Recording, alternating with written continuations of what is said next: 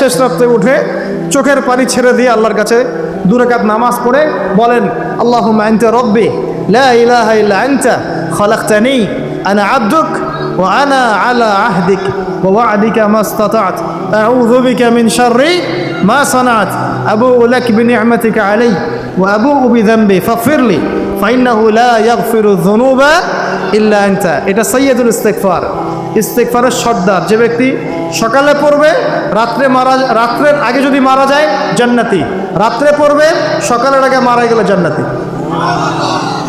হিসনুল মুসলিম বইয়ের মধ্যে আছে। কোন বই? হিসনুল মুসলিম। তোমরা যে ফোন সারাদিন চালাও, ভালো কিছু অ্যাপস ডাউনলোড করো। হিসনুল মুসলিম একটা অ্যাপসও আছে, ডাউনলোড করে দেখো, সব দোয়া কালামগুলো এখানে দেয়া আছে, আছে না? আচ্ছা, এটা যদি না পড়েন এতটুকু বলবেন, আস্তাগফিরুল্লাহাল্লাযী লা ইলাহা ইল্লা হুয়াল হাইয়ুল কাইয়্যুম ওয়া আতুবু ইলাইহি। চোখের পানি ছেড়ে দিয়ে পাপ থেকে তওবা করে ফিরে আসতে হবে। এটা কাজ নাম্বার 1। এটা কত নম্বর কাজ? 1 নম্বর কাজ। কারণ আমরা জানি না যে আমরা কে কতদিন বাঁচবো, জানি? কিন্তু মানুষের চলাফেরা দেখলে মনে হয় যে মানুষ জানে। হ্যাঁ, যুবকদেরকে বলবেন যে দিন শিখতে আসছো না কেন? বলবে যে শেষ বয়সে শিখবো ইনশাআল্লাহ। বিশ্বাস করেন, এই কথাটা শোনেন, যদি কোনো ব্যক্তি যুবক, স্পেশালি যুবক যার যৌবনের তাড়না আছে, এই যুবক যদি পবিত্র জীবনযাপন করতে পারে, আল্লাহ পাক ওই যুবককে দেখে অবাক হয়ে যান।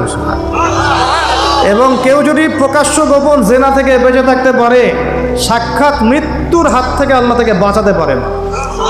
আমি দলিল ছাড়া কথা বলবো না, এখানে দলিল দিচ্ছে, শোনেন।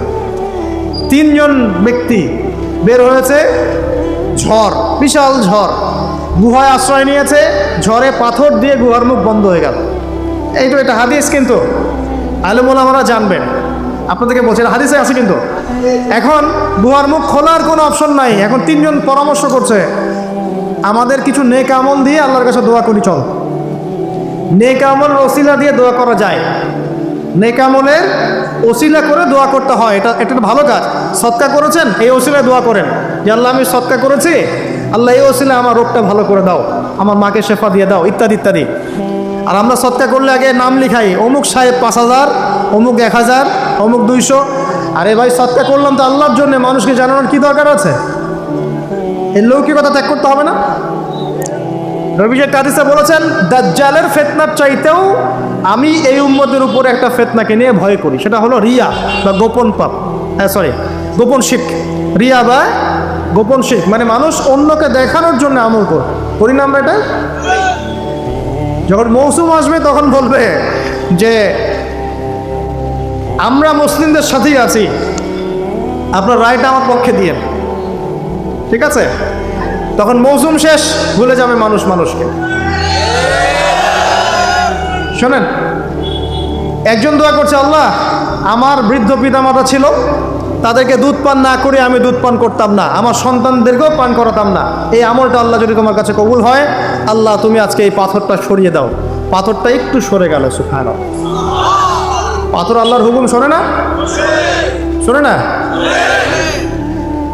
আগুন আল্লাহর হুকুম শোনে নাই? ইব্রাহিম আলাইহিস সালামকে ফেলা হচ্ছে, আল্লাহ পাক বললেন না, ইয়া নার কুনি বারদান ওয়া সালামুন আলা ইব্রাহিম? আগুন ঠান্ডা হয়ে যায়নি? এই প্রকৃতি আল্লাহর কথা শোনে। 2টা মাখলুক আল্লাহর কথা খালি শোনে না। 2টা মাখলুক আছে আল্লাহর কথা শোনে না। 1 নম্বর হচ্ছে মানুষ, আর 2 নম্বর কি? জিন। আর এই জন্য এই 2 শ্রেণীর ব্যাপারে আল্লাহ বলেছেন, ওয়ালাকাদ যারানা লি জাহান্নামা কাসীরাম মিনাল জিন্নি ওয়াল ইনস। আমি জাহান্নাম পরিপূর্ণ করব প্রচুর মানুষ আর জিন দ্বারা। নাউযুবিল্লাহ। আগে মনে করতাম, যখন বয়সটা আরও কম ছিল, যে আল্লাহ পাক মানুষকে কিভাবে জাহান্নামে দিতে পারবেন। আল্লাহ পাক গফুর রহিম। এখন বুঝতে পারছি, পরিবেশ দেখে, এই বৈশ্বিক প্রেক্ষাপট দেখে, গবেষণা করে, পড়াশোনা করে, যে জাহান্নামে যাওয়ার উপযুক্ত যদি কোনো প্রাণী থেকে থাকে, সেটা হচ্ছে মানুষ। জানেন, জাহান্নামে যাওয়ার যদি উপযুক্ত কোনো প্রাণী এই মহাবিশ্বে থাকে, সেটা হচ্ছে মানুষ। এই জন্য আল্লাহ রসুল একটা হাদিসে বলেছেন, 1999 জন মানুষ যাবে জাহান্নামে। বলে নাউযুবিল্লাহ। আবার এমনও হাদিস আছে যে বিনা হিসেবে 70,000 মানুষ যাবে জান্নাতে। কোনো হিসাব নাই, বিনা হিসাবে জান্নাতে।